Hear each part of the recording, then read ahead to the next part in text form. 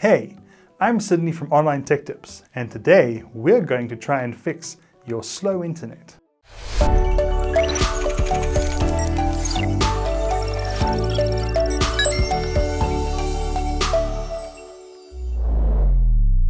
The only thing worse than having no internet is having slow internet.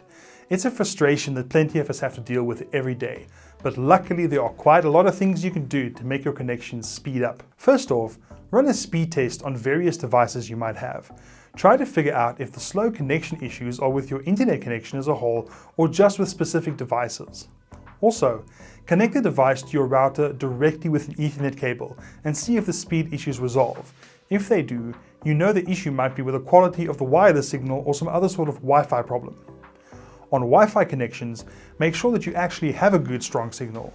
If the speed issue goes away when you're closer to your router or change positions, you may need a Wi-Fi repeater to help spread the internet footprint around your home or office. If only certain types of internet services such as streaming or downloads are slow, check whether your internet service provider practices traffic shaping or throttling.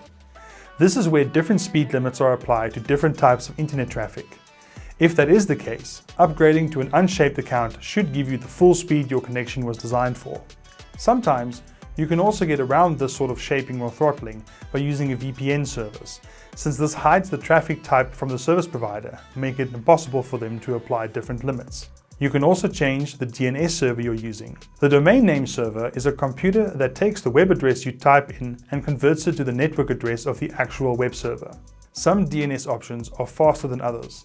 For example, the Google DNS addresses 8888 and 8844 are often speedier choices than the servers offered by your own service provider. Check your router manual to see how the default DNS addresses are changed. If you're still using the router that came with your ISP contract or a cheap one you bought years ago, it might be time to consider buying a new one. Internet routers have come a long way in the last few years and support much faster Wi-Fi speeds with the ability to connect many more devices at once. If you aren't ready to buy an entirely new router, it's also worth checking for firmware updates as well, since these sometimes come with stability and performance improvements and they won't cost you anything. Finally, if nothing you do seems to fix your slow internet issue, you can log a call with your ISP. They can often quickly confirm if there is a problem from their side and save you hours or days of frustration when the problem was actually out of your control the whole time. If you like this video, why not hit that subscribe button and ring the bell while you're at it? You'll get immediate notifications of the latest tips and tricks for your favorite tech.